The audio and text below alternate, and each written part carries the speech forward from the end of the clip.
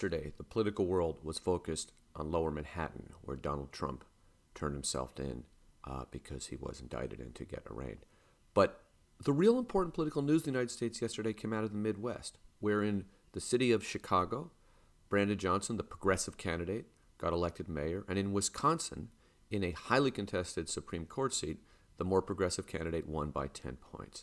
These are big victories by progressives, but for the left, in the first major elections since the midterms. That's not great news for the Republican Party.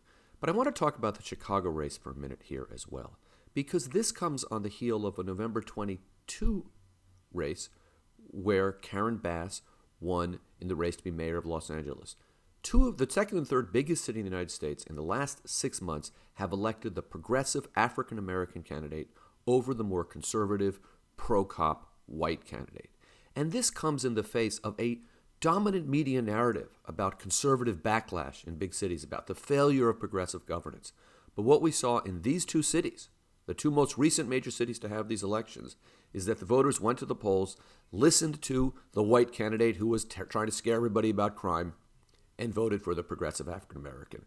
And that is very good news for progressive forces and not so great news for the media because their narrative proved to be wrong.